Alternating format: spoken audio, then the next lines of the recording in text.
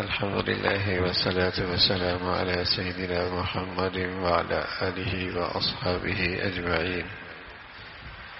الحمد لله والصلاة والسلام على سيدنا محمد وعلى آله وأصحابه أجمعين. أما بعد، فأعوذ بالله من الشيطان الرجيم. بسم الله الرحمن الرحيم. يا أيها الذين آمنوا اتقوا الله وكونوا مع الصادقين. صدق الله العظيم. اللهم صل على سيدنا محمد وعلى آل سيدنا محمد وبارك وسلم. اللهم صل على سيدنا محمد النبي الأمي وعلى آله وأصحابه وسلم. میرے معزز مسلمان بزرگوں، عزیز بھائیوں اور امت مسلمہ کے مقدس ماں اور بہنوں، اللہ رب العزت جس پہ اپنا خاص فضل فرماتے ہیں اسے دینی زندگی پر اعتماد عطا فرماتے ہیں. جس پر اللہ تعالیٰ کی خاص مہربانی، خاص فضل، خاص کرم ہوتا ہے، اسے اللہ تعالیٰ دینی زندگی پر اعتماد نصیب فرماتے ہیں. یہ اعتماد کہ دینی زندگی مجھے دنیا آخرت کی فلاح بہبود دلا سکتی.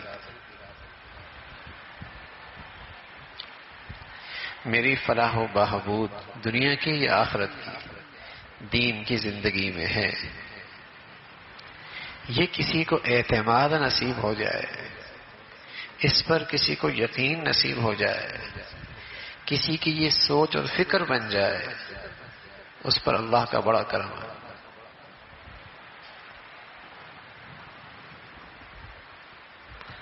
اس پر اللہ کا بڑا احسان ہے، بڑی مہربانی ہو گئی.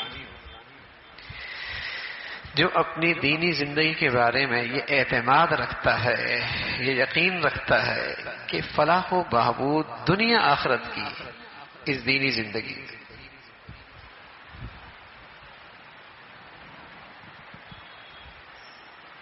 یہ نصیب ہو جائے، پھر دین کے نقصان کو آدمی نقصان سمجھتا ہے اور دینی زندگی کے نفع کو آدمی پھر نفع سمجھتا ہے. جیسے مجھے یقین ہے کہ فیکٹری سے میرا گھر چلتا ہے، کارخانے سے میرا گھر چلتا ہے، دکان سے میرا کاروبار چلتا ہے، ملازمت سے میری زندگی چلتی ہے، آمدنی سے میری زندگی کا سارے مسئلے حل ہوتے ہیں. یہ تو اعتماد ہے نا. تو اس کا نقصان لگتا ہے، اس کا نفع لگتا ہے. اس نقطۂ نظر سے، اس لائن سے اگر نقصان ہو جائے پریشان ہو جائے، اور اس لائن سے اگر نفع مل جائے کتنی خوشی ہوتی ہے، کتنی خوشی ہوتی ہے. سبحان اللہ. جنہیں دینی زندگی پر اعتماد ہوتا ہے کہ میری فلاح و بہبود اس دینی ایمانی زندگی میں ہے، تو میرے عزیزو ان کو بھی دین کے اندر جب کوئی بہتری مل جائے، کوئی اعمال مل جائے، کوئی نیکی مل جائے تو انہیں ایسی خوشی ہوتی ہے. اور دینی زندگی میں کہیں کوتاہی اور نقصان ہو جائے تو وہ ایسی پریشان ہوتے ہیں جیسے ہم دنیاوی لحاظ سے پریشان ہوتے ہیں.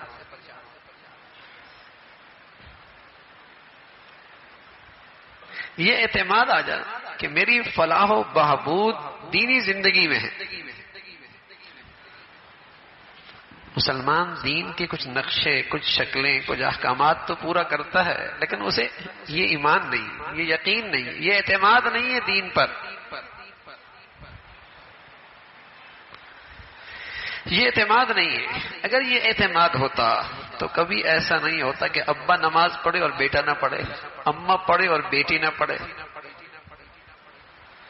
ایک حکم پورا کریں دوسرا چھوڑ دیں، دین کا ایک حصے پہ چل رہے ہیں اور دوسرے کو نظر انداز کر رہے ہیں. پھر ایسا نہیں ہوتا.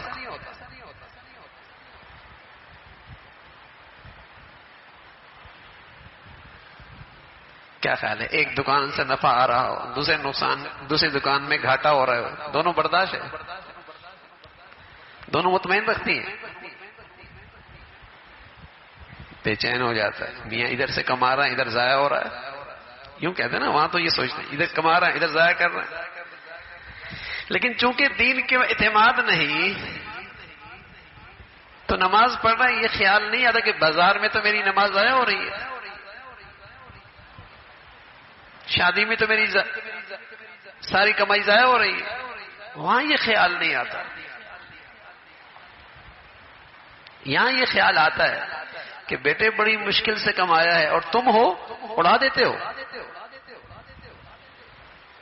بڑی مشکل سے کمائی کی ہے اور تم ہو اڑا دیتے ہو.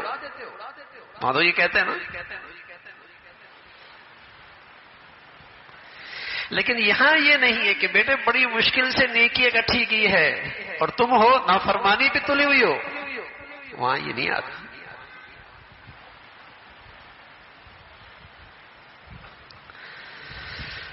تو وہ بڑا خوش نصیب آدمی ہے جسے اللہ رب العزت یہ اعتماد نصیب فرما دے کہ میری فلاح و بہبود دینی زندگی میں ہے، ایمانی زندگی میں ہے، ہدایت کی زندگی میں ہے.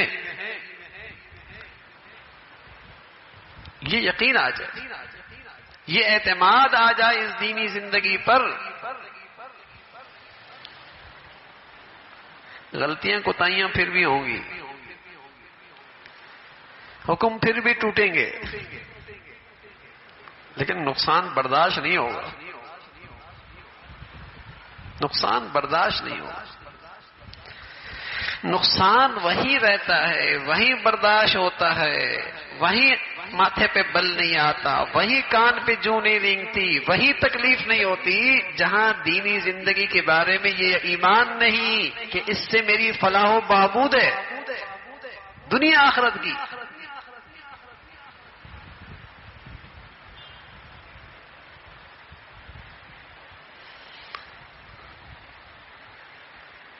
یہ خوش نصیب آدمی جسے یہ اعتماد نصیب ہو جائے، بلکہ اسے اللہ رب العزت شرح صدر نصیب فرما دین کے بارے میں.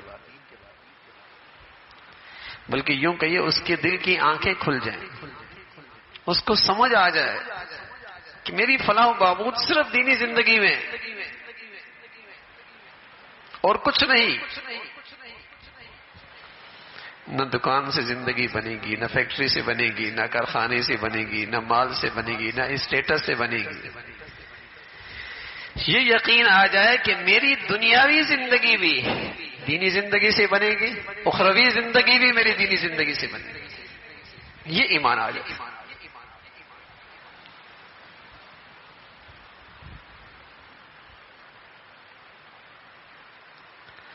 اللہ نے جو دین دیا ہے کیا اس میں دنیاوی زندگی کے مسئلوں کا حل نہیں ہے؟ کیا اس میں دنیاوی لحاظ سے فلاح و بہبود نہیں ہے؟ کیا دنیاوی لحاظ سے اس میں کامیابی نہیں ہے؟ کیا دنیاوی لحاظ سے اس میں عزت نہیں ہے؟ کیا دنیاوی لحاظ سے اس میں برکت نہیں ہے؟ کیا دنیاوی لحاظ سے اسے زندگی کا سکون؟ سب کچھ ہے، اور صرف اسی میں ہے اور کسی میں نہیں ہے. صرف اسی دینی زندگی میں ہے اور کسی میں نہیں ہے. اور کوئی اگر سمجھتا ہے کسی اور میں ہے تو عقل میں فطور آ گیا، گناہوں کی نحوستوں کی وجہ سے سمجھ بوجھ میں فطور آ گیا، اللہ کی نافرمانی کی وجہ سے عقل گم کر بیٹھا گناہوں کی ظلمت کی وجہ سے.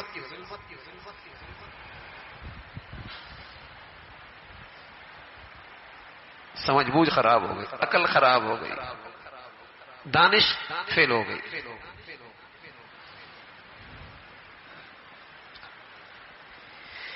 یہ اندر آ جائے کہ میری فلاح و بہبود میرے بچوں کی، میری بچیوں کی، میرے گھر کی، مرد کی، عورت کی، امیر کی، غریب کی فلاح و بہبود صرف دینی زندگی میں.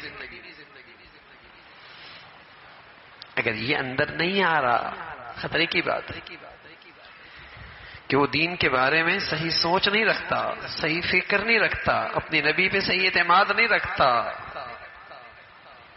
اللہ کو حکیم نہیں سمجھتا، رحیم نہیں سمجھتا، رحمان نہیں سمجھتا. ارے اس اللہ نے تو یہ دین دیا ہے جیسے میری زندگی کے لیے بارش کی ضرورت ہے، ہوا کی ضرورت ہے، پانی کی ضرورت ہے، سورج کی ضرورت ہے، چاند کی روشنی کی ضرورت ہے میری زندگی کے لیے، اس سے زیادہ ضروری میری زندگی کے لیے اللہ کا دین ہے۔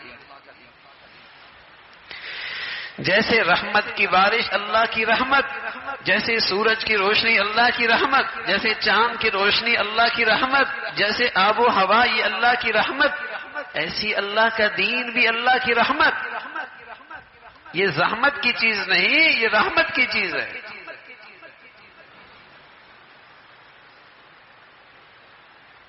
یہ رحمت ہے، اس میں میری زندگی کی فلاح و بہبود ہے، میری دنیا آخرت کی کامیابی اسی میں ہے۔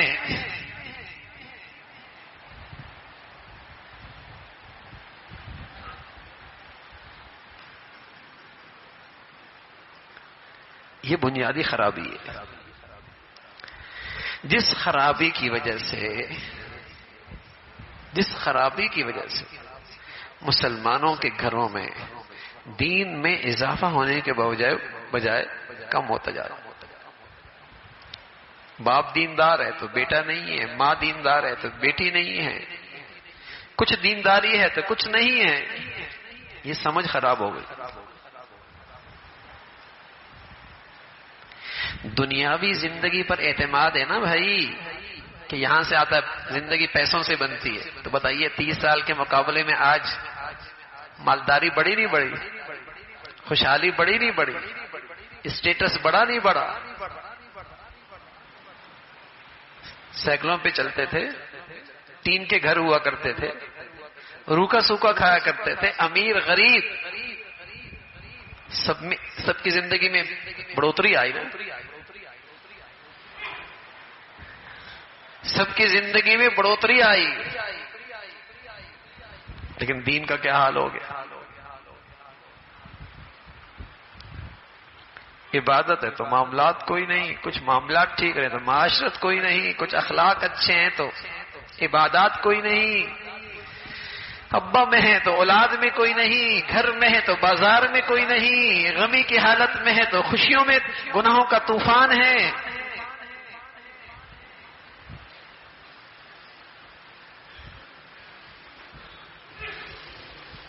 اعتماد نہیں،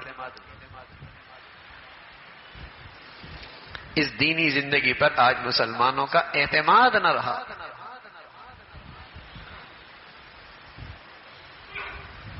یہ کیا سرمایہ ہے، اس سرمایہ سے میری دنیا سنورے گی، اس سرمایہ سے میری آخرت بنے گی، دین کا سرمایہ سے میری دنیا بنے گی، میری آخرت بنے گی، میری بچیوں کی زندگی دین کے سرمایہ سے بنے گی، میرے بچوں کی زندگی دین کے سرمایہ سے بنے گی۔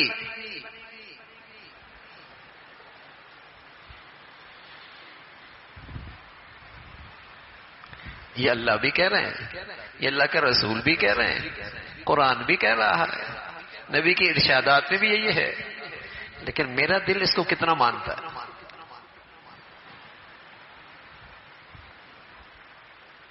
اور یہ کوئی تجربے کی بات نہیں ہے کہ میں کوئی تجربے کی بات کر رہا ہوں، یہ وحی کی بات ہے، یہ اللہ کا پیغام ہے، یہ اللہ کے رسول کی ہدایت ہے، یہ کوئی تجربہ نہیں ہے کہ غلط بھی ہو سکتا ہے، کہ پتہ نہیں فلاں ملے نہ ملے، دنیا کی کامیابی ملے نہ ملے، آخرت اچھی ہو یا نہ ہو، ایسا نہیں ہے، تجربہ نہیں ہے۔ 100% کامیاب نسخہ ہے۔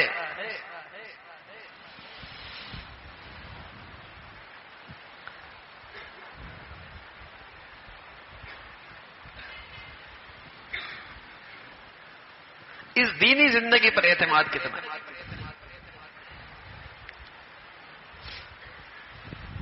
جب اللہ کے نبی دنیا میں تشریف لائے تو اس وقت بھی دین کی کچھ شکلیں موجود تھیں، آسمانی دین کی کچھ شکلیں موجود تھیں، وہ لوگ نماز بھی پڑھتے اپنے انداز سے، حج بھی کرتے، بیت اللہ کا طواف بھی کرتے، رفائی کام بھی کرتے تھے، ستو پلایا کرتے تھے، دودھ کی سبیلے لگایا کرتے تھے، میٹھے پانی کی سبیلے لگایا کرتے تھے۔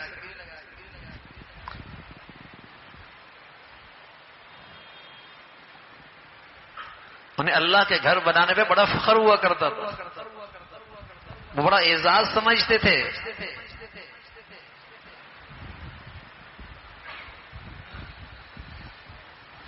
آسمانی زندگی کی، آسمانی دین کی کچھ شکلیں ان میں موجود تھیں، لیکن بے جان تھی، بے روح تھی، بے جان تھی، بے روح تھی۔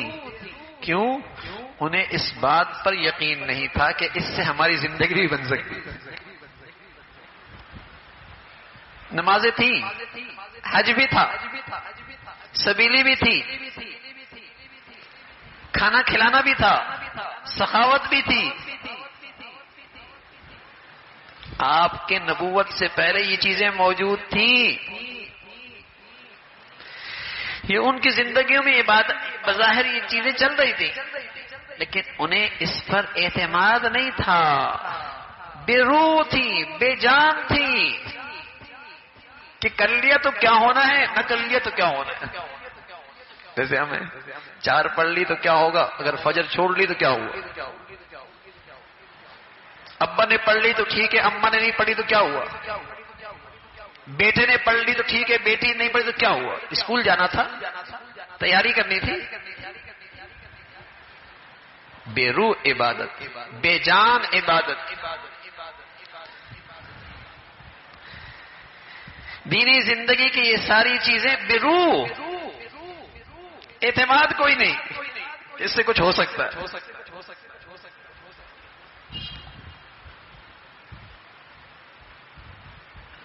اور آج نبی کی امت کے ساتھ یہی حال ہے۔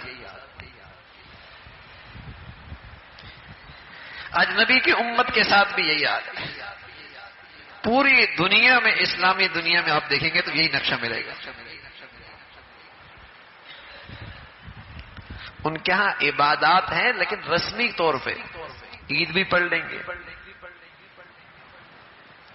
کبھی نماز بھی پڑھ لیں گے، ہر روز نہ پڑھی تو جمعے کو پڑھ لیں گے، ساری نہ پڑھی تو 2-3 پڑھ لیں گے۔ پیدائش کے موقع پہ کچھ رسمی عبادت، رسمی اسلام کے شاعر بھی اختیار کر لیں گے، اعمال بھی اختیار کر لیں گے۔ پوری دنیا میں یہی حال ہے۔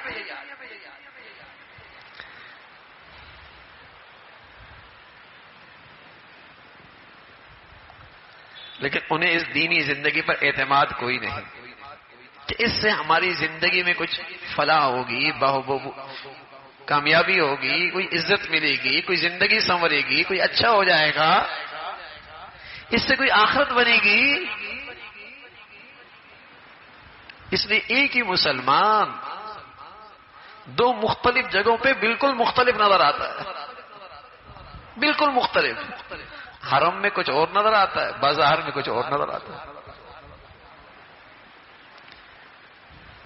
مسجد میں کچھ اور نظر آتا ہے، شادی کے موقع پہ کچھ اور نظر آتا ہے۔ ایک ہی مسلمان 2 مختلف جگہوں پہ بالکل مختلف نظر آتا ہے۔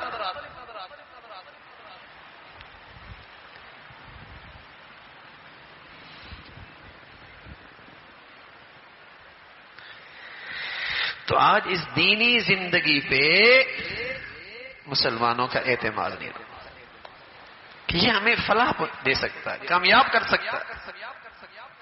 اس میں ہماری نجی زندگی، گھریلو زندگی، بچے بچیوں کی زندگی، قومی زندگی، گھر کی زندگی، اس میں مسائل کا حل ہے، یہ اندر سے نہیں مانتا۔ ہاں، مسائل کا حل مانتا ہے، پیسے میں، آمدنی میں مانتا ہے، کاروبار پہ مانتا ہے، روزگار پہ مانتا ہے، اور اس کے لیے تو پھر اپنے بچوں کو بچپن سے تیار کرتا ہے، کیونکہ اس پہ ایمان جو ہے۔ کیوں پڑھاتا ہے؟ اس لیے تو نہیں پڑھاتا کہ اچھا مسلمان بن جائے، اس لیے پڑھاتا ہے کہ اچھا کما لے۔ یہ بچی کو اس لیے تو نہیں پڑھاتا کہ وہ اچھی مسلمان بن جائے، وہ تو اس لیے پڑھاتا ہے کہ اچھا کما لے، کیونکہ اچھے کمانے سے زندگی بنے گی۔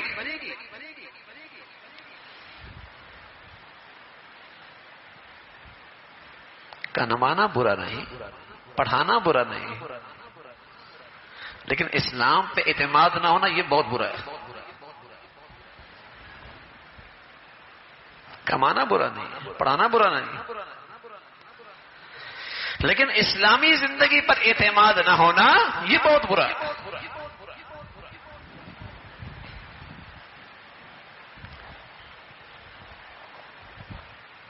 اس دینی زندگی پر اعتماد نہیں ہے آج مسلمان۔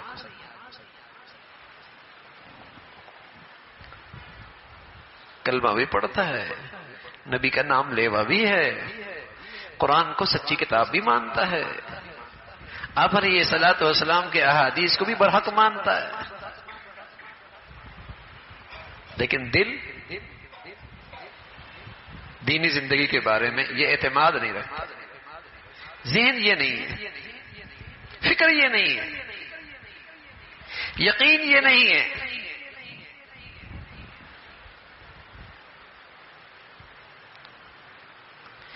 جس سرمایے سے زندگی بننے کا یقین ہے، جس سرمایے سے زندگی بننے کا یقین ہے، اس کی حفاظت کیسے کرتے ہیں؟ اس کی کیسے حفاظت کرتے ہیں؟ ہونا تو یہ چاہیے تھا کہ مسلمانوں نے رمضان میں دینی زندگی کا سرمایہ اکٹھا کیا تو رمضان کے بعد مسجدیں بھر جاتی، کہ سرمایہ کی حفاظت کرنی ہے۔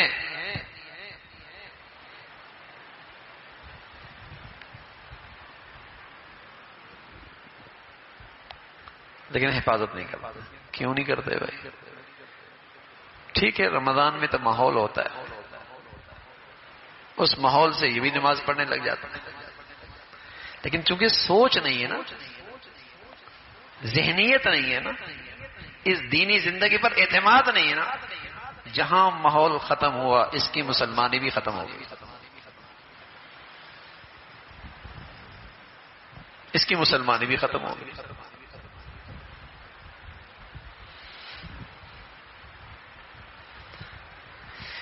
اس کی مسلمانی بھی نہیں رہتی۔ یہ ایک المیہ ہے، یہ ایک روگ ہے آج ہماری زندگیوں میں۔ نہ ہمارے بڑوں کو آج اسلام پر اعتماد رہا، اور بدقسمتی سے نہ آج ہم نے اپنے بچے بچیوں کو کچھ ایسا پڑھایا کہ ان کی ذہنیت بنتی، ان کی سوچ بنتی، ان کی فکر ہوتی، انہیں اسلام پر اعتماد ہوتا۔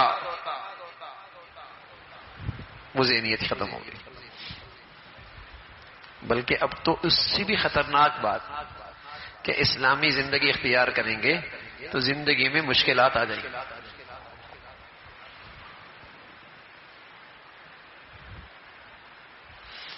دینی زندگی اختیار کریں گے زندگی میں مشکلات آ جائیں گی۔ یہ اللہ کو علیم بھی مانتا ہے، حکیم بھی مانتا ہے، رحیم بھی مانتا ہے، رحمان بھی مانتا ہے، اور یہ بھی مانتا ہے کہ اللہ بڑی محبت کرتے ہیں، اور پھر اس کے بھیجے ہوئے دین کے بارے میں یہ خیال رکھتا ہے کہ یہ تو آج ہمارے لیے مشکلات پیدا کرے گا۔ الیاذ باللہ، الیاذ باللہ۔ تو میرے عزیزو، پیارے حبیب جو دین لے کے آئے مشکلات میں ڈالنے کے لیے نہیں لائے، مشکلات سے نکالنے کے لیے آئے، رسوا کرنے کے لیے نہیں آئے، عزت دینے کے لیے آئے، ناکامی کے لیے نہیں لائے، کامیاب کرنے کے لیے لائے، فلاح و بہبود دنیا آخرت کی، اس کے لیے اللہ کے نبی یہ خوبصورت زندگی لے کے آئے۔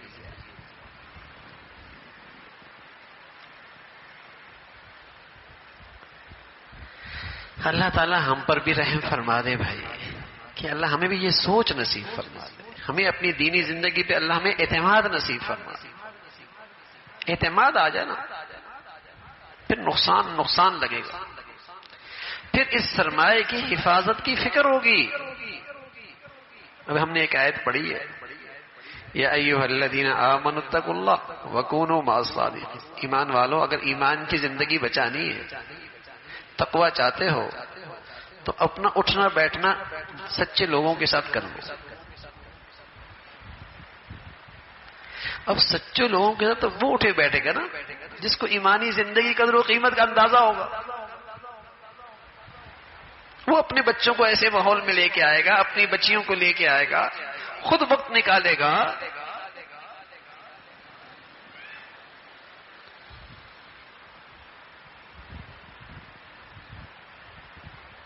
ہر چیز کے لیے وقت ہے، لیکن ایمانی زندگی حاصل کرنے کی اور ایمانی زندگی سیکھنے کی اور ایمانی زندگی میں اضافہ ہو، اس کے لیے میرے پاس وقت نہیں ہے.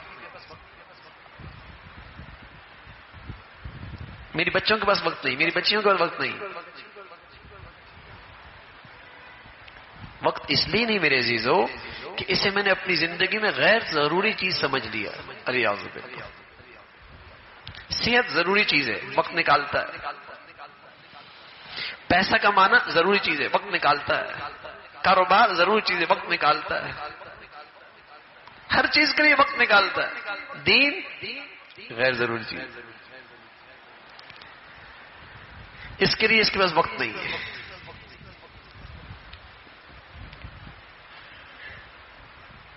اس کے لیے اسے سچ کیا ہے، فکر نہیں ہے. جب چیز کی اہمیت نہ ہو، عظمت نہ ہو، تو میرے عزیزو پھر اس کے لیے وقت کہاں نکلتا.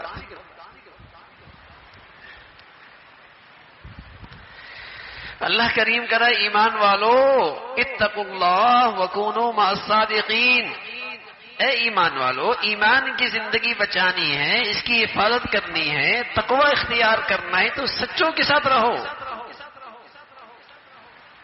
مفسرین نے لکھا کہ ایسی مجلس جہاں علم بھی ٹھیک ہو اور اس علم پر عمل بھی ہو، جہاں علم بھی ٹھیک ہو اور اس علم کے مطابق عمل بھی ہو، یہ سچوں کی صحبت. جہاں علم بھی ٹھیک ہو اور اس علم پر عمل بھی ہو. اگر کسی خوش نصیب کو ایسی صحبت مل جائے، نعمت عظما، اللہ کی طرف سے بڑا انعام.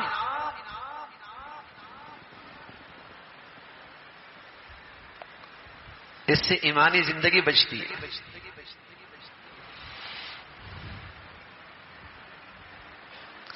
اب اپنے پیچھے بڑوں میں جائیں، پیچھے جائیں. جہاں گھروں میں دینداری ہے اور تھی، ان کا کسی ایسی صحبت سے بڑی محبت اور عقیدت کا تعلق تھا.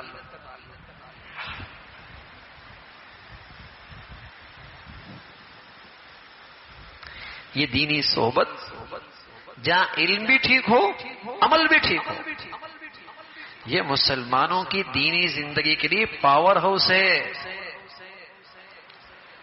تار پاور ہاؤس سے جڑی ہوئی ہو تو روشنی آتی رہتی ہے، اور گر جائے تو.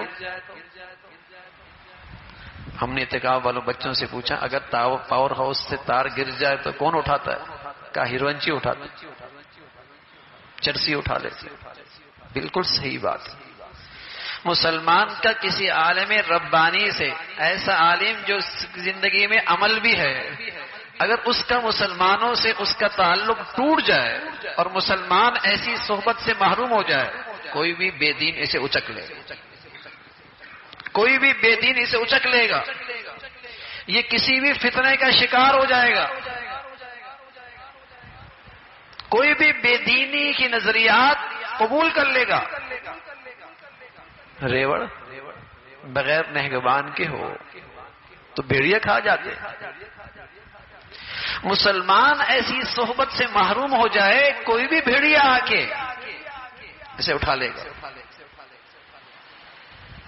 اس لیے اللہ میاں نے ارشاد فرمایا، پیغام دے کونوا مع الصادقین. جن کا عقیدہ سچا، جن کا علم سچا، جن کا عمل سچا، جن کا کردار سچا، ان کے ساتھ رہو، صحبت اختیار کرو. صحبت کا بھی بڑا اثر ہوتا. پھول گلاب کا ہونا تو آدمی صرف اس گلاب کے پھول کو اپنے باغ میں نہیں لے کے آتا، اس میں کانٹا بھی آ جاتا ہے، لیکن اس کی بھی عزت ہو جاتی ہے۔ اگرچہ ہم پھولوں جیسے تو نہیں، بڑی کوتاہیاں ہیں، لیکن پھولوں کے ساتھ جڑ کے رہیں گے تو ہمیں بھی عزت مل جائے گی۔ احب الصالحین ولست منہم، احب الصالحین ولست منہم لعل اللہ یرزقنی صلاحا۔ اے اللہ، میں نیکوں سے محبت کرتا ہوں، اگرچہ نیک نہیں ہوں، لیکن اس امید سے کہ ان کی صحبت سے اللہ مجھے بھی نیک بنا دے۔ احب الصالحین ولست منہم لعل اللہ یرزقنی صلاحا۔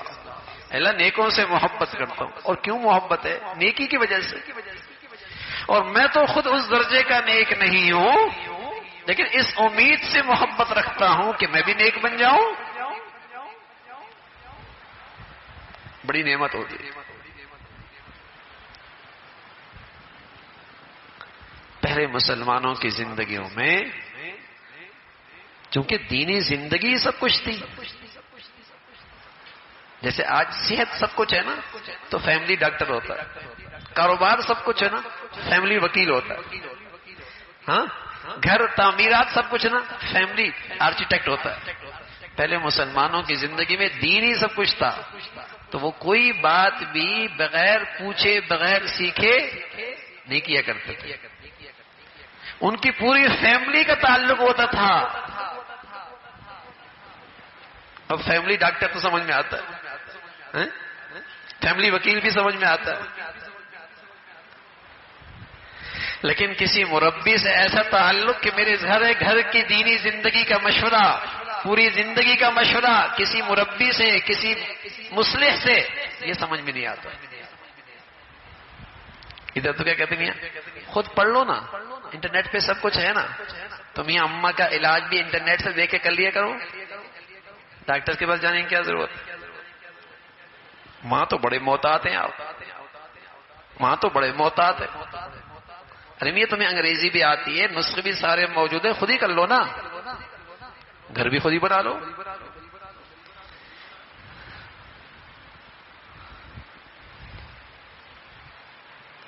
کونوا مع الصادقین، یہ سارے وہ بے دین لوگ ہیں جو مسلمانوں کو بھیڑیوں کے حوالے کرنا چاہتے ہیں کہ ان کا مسجد سے تعلق ٹوٹے، علماء سے تعلق ٹوٹے، اہل دین سے تعلق ٹوٹے، دینی مجالس سے تعلق ٹوٹے، پھر ان مسلمانوں کو بھیڑیوں کے حوالے کر دیں۔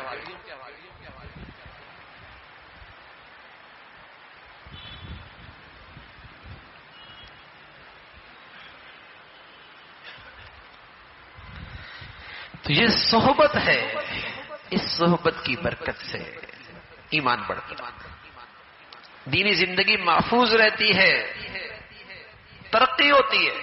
حضور علیہ الصلوۃ والسلام سے پوچھے گا، یا رسول اللہ، میں اپنا کچھ اوقات فارغ کر کے کن کے ساتھ اٹھا بیٹھوں؟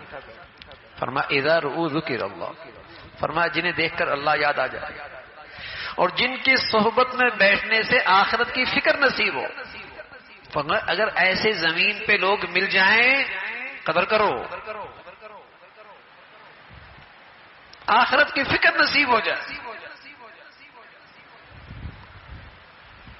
اور وہ صحبت زہر قاتل ہے، وہ کتاب زہر قاتل ہے، وہ لیکچر زہر قاتل ہے، جس کی صحبت میں بیٹھنے سے اہل دین پر بد اعتمادی بڑھے، اہل دین کے بارے میں بدگمانی بڑھے، اہل علم کے بارے میں بدگمانی بڑھے، وہ زہر قاتل ہے۔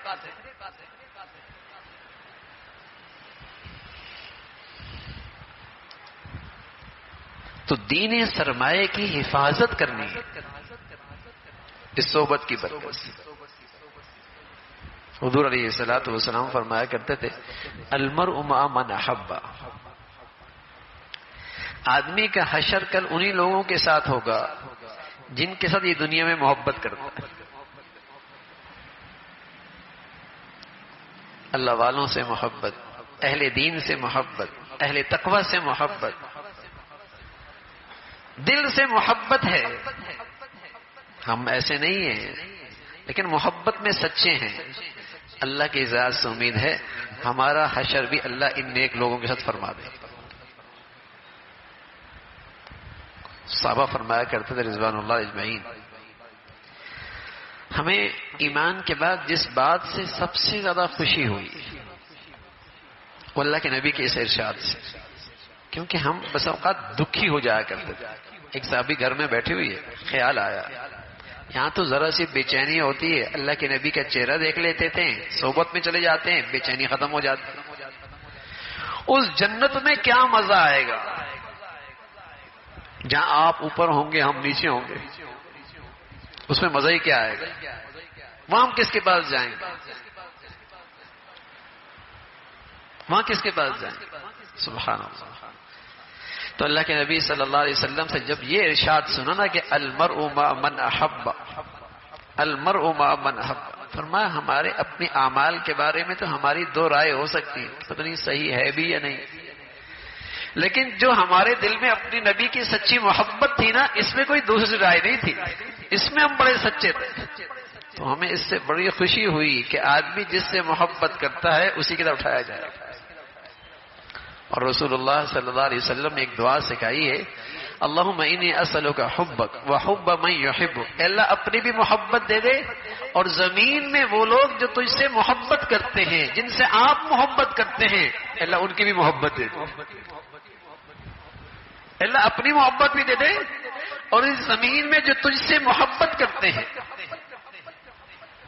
جن سے تجھے محبت ہے، اللہ ان کی محبت دے دے۔ جو اللہ سے محبت کرتا ہے اللہ بھی تو اس سے محبت کرتا ہے، تو ان کی بھی محبت دے دے۔ اس لیے دینی صحبت میں آدمی کو تب فائدہ ہوتا ہے، تب فائدہ ہوتا ہے جب آدمی اس دینی مجلس میں محبت کے ساتھ آئے، عقیدت کے ساتھ آئے، عقیدت کے ساتھ آئے، محبت کے ساتھ آئے اور طلب کے ساتھ آئے۔ ایک آدمی بیت اللہ میں صفائی کر رہا ہے اور 30 سے 40 سال سے وہاں صفائی کرتا ہے، لیکن جب وہ اپنے ملک میں واپس جاتا ہے تو نماز بھی نہیں پڑھتا۔ 30 سال بیت اللہ میں رہا، صفائی کی، پانی اٹھایا، خدمت کی، زندگی نہیں بدلی۔ اور ایک آدمی 60 سالہ، 70 سالہ، 80 سالہ بوڑھا زندگی بھر کی پونجی کما کے بیت اللہ جاتا ہے اور ایک ہی نظر سے بیت اللہ جاتی ولی بن جاتا ہے۔ کیوں بھائی؟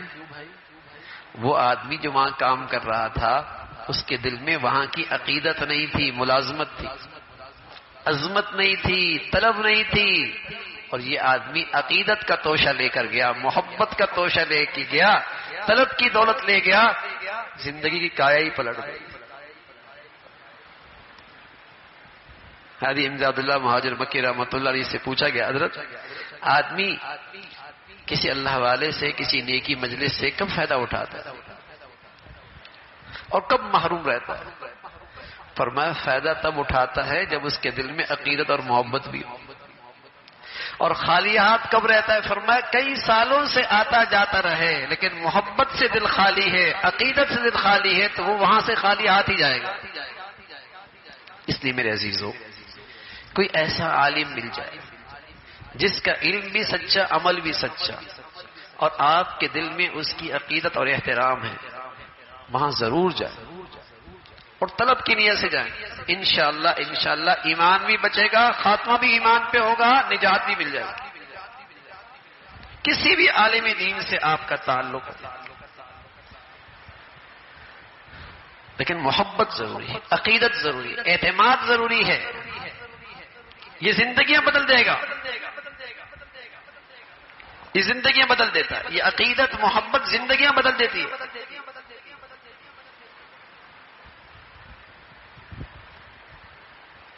نبی کی صحبت میں ابو لہب بھی آیا، چچا تو تھا، بلال بھی آیا، لیکن ابو لہب کو بد دعا ملی اور بلال کو رضی اللہ عنہ ورضوا عنہ۔ سبحان اللہ، یہ تمغہ ملا کہ اللہ تجھ سے راضی، اللہ بلال سے راضی ہو گیا۔ وہ طلب لے کے آئے، محبت لے کے آئے، عقیدت لے کے آئے، احترام لے کے آئے، اور یہ بدقسمت آدمی چچا ہے، قریشی ہے، رشتہ دار ہے، لیکن عقیدت محبت کوئی نہیں، ایسی عظیم صحبت سے بھی خالی ہاتھ رہا۔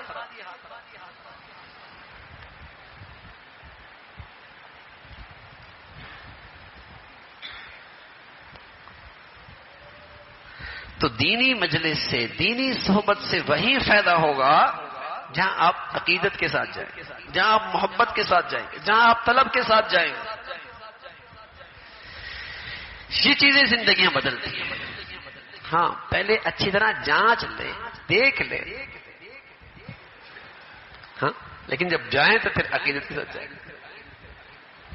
اور اس کے بغیر چارہ کار بھی کوئی نہیں بھائی۔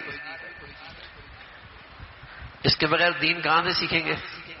نیٹ سے سیکھیں گے، اسکرینوں سے سیکھیں گے، فیس بک سے سیکھیں گے، سینماؤں سے سیکھیں گے، کہاں سے سیکھیں گے؟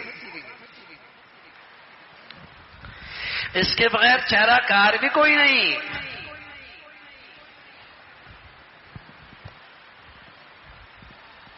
کوئی کہہ دے کہ نہیں میں قرآن سے خود سیکھ لوں گا، تو اگر قرآن سے اللہ میاں نے سب کو خود ہی ہدایت دینے ہوتی تو اپنے نبی کو بھیجنے کی ضرورت ہی کیا تھی؟ وہ تو عربی جانتے تھے، اور ہر گھر میں اللہ قرآن اتار دیتا، خود ہی ہدایت پہ آ جاتے۔ لیکن کبھی ایسا نہیں ہوا کہ اللہ تعالیٰ نے کتاب اتاری ہو اور رسول نہ بھیجا ہو اور شخصیت نہ بھیجی ہو، کبھی ایسا نہیں ہوا۔ کوئی آسمانی کتاب بغیر شخصیت کے نہیں آئی۔ ہاں، اتنا تو ہوا کہ شخصیت موجود ہے، کتاب نہیں آئی، اور اس نے پہلی والی کتاب ہی سے پیغام سنایا، اسی کی دعوت دی، اسی کو نصاب سے تربیت فرمائی۔ لیکن ایسا کبھی نہیں ہوا کتاب آئی ہو اور شخصیت نہ آئی۔ تو کتاب اللہ بھی ضروری ہے اور رجال اللہ بھی ضروری ہے۔ اللہ کی کتاب بھی ضروری ہے اور اللہ والی بھی ضروری ہے، ورنہ کتاب ہو اور اللہ والا نہ ہو تو میرے عزیزو پھر آدمی اپنی خواہشات سے زندگی گزار دے۔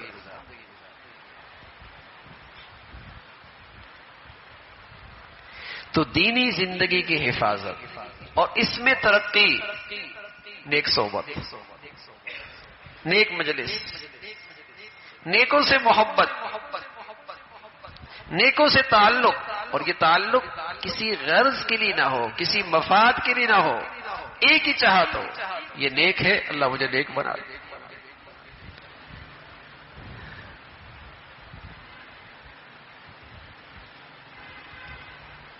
اس محبت کے ساتھ ایسا آدمی محروم نہیں ہوتا، ایسا آدمی محروم نہیں ہوتا۔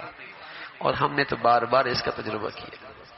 جب آپ کسی کی صحبت میں عقیدت کے ساتھ جائیں اور طلب کے ساتھ جائیں تو بس اوقات ایسا لگتا ہے میری یہی ضرورت تھی جو اللہ نے ان سے کہلوا دی۔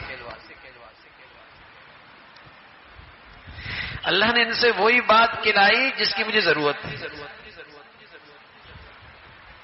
اور یہ آنے والے کی طلب کی برکت ہوتی ہے کہ اللہ کہنے والے سے وہی کہلوا دیتے۔ اس کی سچی طلب کی برکت ہوتی ہے کہ اللہ کہنے والے سے وہ بات کہلوا دیتے۔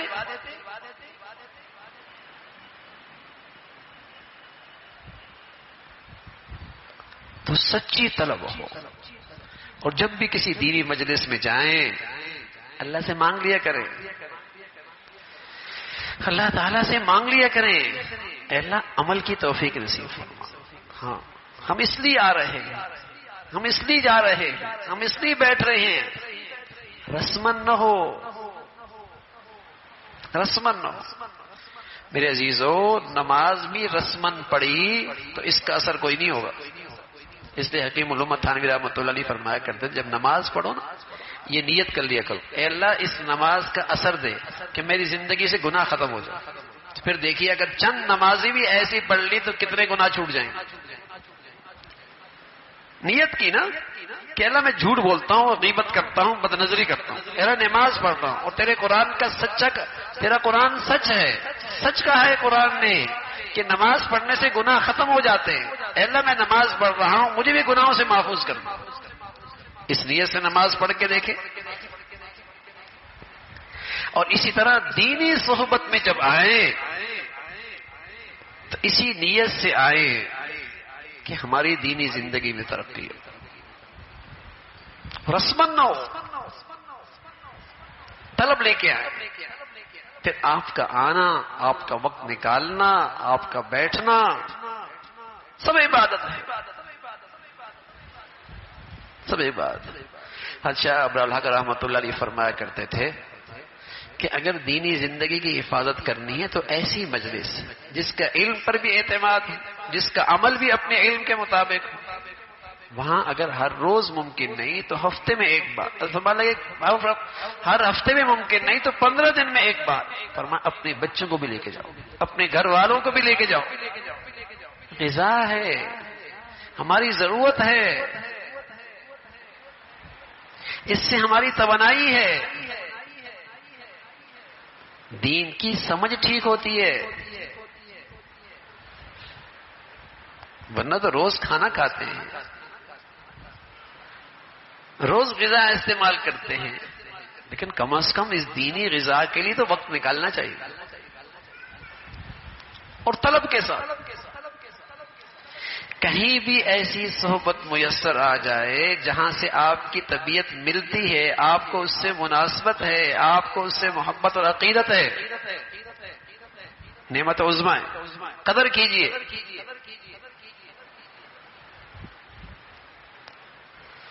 اپنے بچوں کو بھی، اپنے گھر والوں کو بھی وہاں لے جائیے.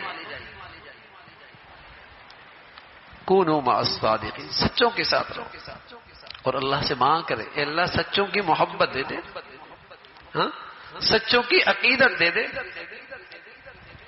آج شیطان آدمی کو ہر ایک سے بدگمان کر رہا ہے، اور اگر اس کو حسن ظن ہے تو صرف اپنی ذات سے، باقی سب سے بدگمان ہے. اور یہ ہر ایک کو بہت باریک چھنی سے چھاننا چاہتا ہے، اور اس پر تو کوئی بھی پورا نہیں ہوتا.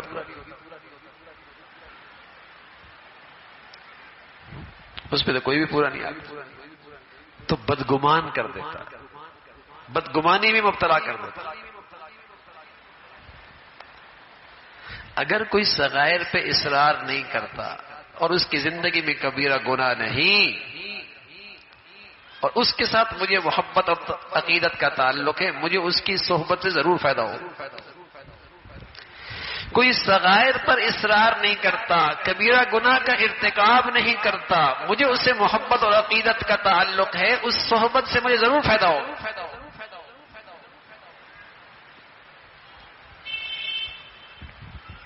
اس تعلق سے مجھے فائدہ ہو.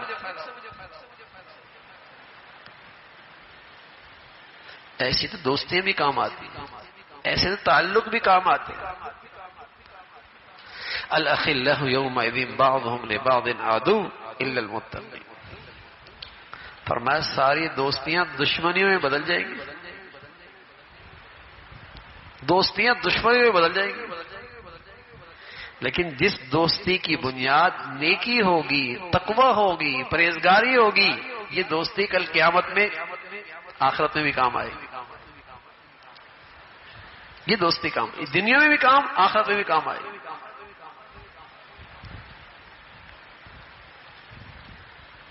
تو ایسی زندگی مل جائے جہاں صغائر پر اصرار نہیں، کبائرہ گناہوں کا ارتکاب نہیں، ایسے تعلق میں ضرور نفع ہوتا ہے. اور اسی طرح رسول اللہ صلی اللہ علیہ وسلم فرمایا کرتے تھے الانسان علی دین خلیلہ فلینظر الی من یخالل. آدمی اپنے دوست کی سوچ پہ ہوتا ہے، اس کی فکر پہ ہوتا ہے. اس لیے کسی کی صحبت اختیار کرنے سے پہلے، دوستی لگانے سے پہلے، کسی کی چیزیں پڑھنے سے پہلے، کسی کی چیزیں سننے سے پہلے ذرا دیکھ لو، ورنہ اس کا اثر ہوگا. بروں کے ساتھ آدمی برا ہی بن جاتا ہے. اور خاص طور پہ ہمیں تو چونکہ دین کی سمجھ ہی نہیں ہے. ہماری مثال تو ایسی ہے، کچا گھڑا، پانی کی صحبت مل جائے تو سوراخ ہو جائے گا.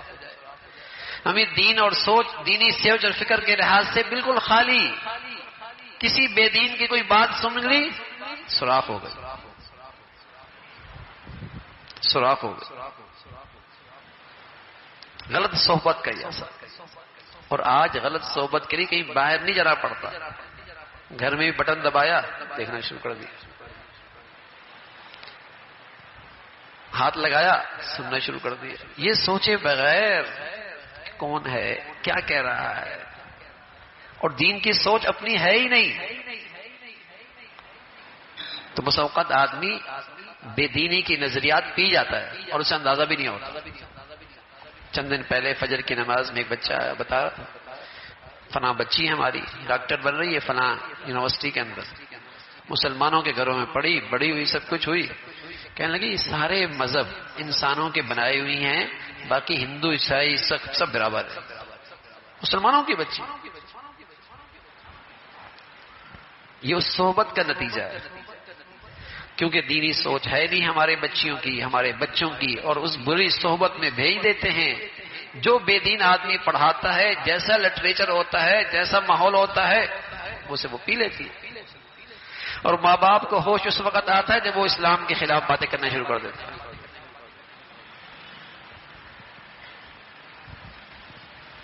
غلط صحبت کا نتیجہ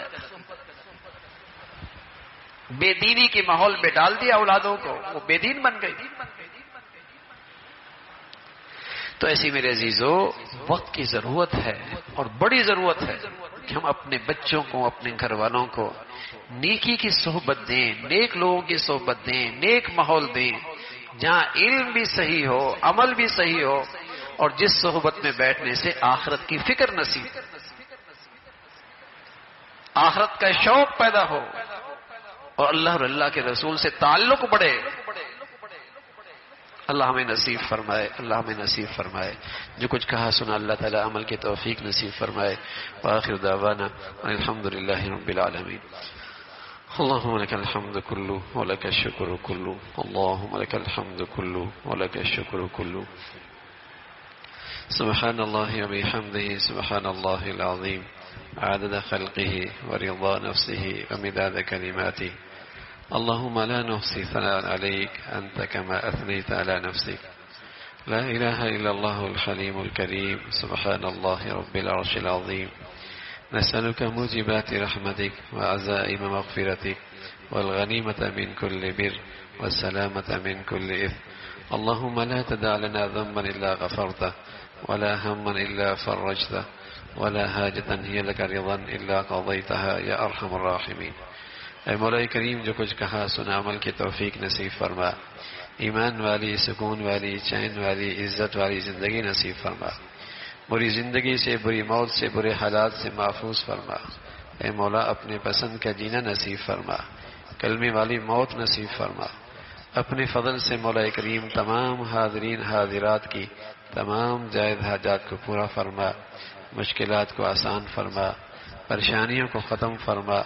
اپنے فضل سے مولا کریم اپنی محبت نصیب فرما، اپنے حبیب کی محبت نصیب فرما. جو تجھ سے محبت کرتے ہیں، جو تیرے پیارے ہیں، ان کی عظمت محبت نصیب فرما. اے مولا کریم ہر قسم کے ظاہری باطنی فتنوں سے محفوظ فرما. رمضان کی برکتیں اے مولا اس پوری سال نصیب فرما. رمضان کا نور اور رمضان کی ایمانی اعمال اے اللہ اس کی توفیق پورے سال نصیب فرما. اے اللہ اس کی برکتیں، اے اللہ اس کی قوت اور طاقت پورے سال ہم سب کو عطا فرما. ہمارے لیے گناہوں سے بچنا آسان فرما، گناہوں کی گندگیوں سے محفوظ فرما. اے مولا کریم اپنے گھروں میں 100% دین زندہ کرنے کی توفیق عطا فرما. اپنے بچوں کی تعلیم تربیت زندگی کے صحیح فیصلے کرنے کی توفیق عطا فرما. اپنے فضل سے شریروں سے حاسدوں سے بے دینوں سے محفوظ فرما. اے مولا کریم پوری امت مسلمہ کے حال پہ رحم فرما. اہل اسلام کو نیک صالح قیادت نصیب فرما. ہمارے ملک کو سلامتی عطا فرما. اے مولا ہمارے ملک کو سلامتی عطا فرما. یا ارحم الراحمین ہمارے ملک کو سلامتی عطا فرما، اسے استحکام عطا فرما، اندرونی بیرونی خطرات سے محفوظ فرما. دین دشمنوں سے اس ملک کی حفاظت فرما. مولا کریم یا نیکی کی اور خیر کی اور تعمیر کی قوتوں کو غلبہ نصیب فرما. شر کی اور برائی کی اور تخریب کی طاقتوں کو نیست و نابود فرما. اے مولا کریم اپنے فضل سے پوری امت کے حال پہ رحم فرما، دین کی خدمت کی جتنی شکلیں تیرے ہاں مقبول ہیں سبھی کی حفاظت فرما، کام کرنے والوں کی مدد اور نصرت فرما۔ ربنا تقبل منا انك انت السميع العليم وتب علينا انك انت التواب الرحيم، وصلى الله على سيدنا محمد وعلى آله وأصحابه أجمعين برحمتك۔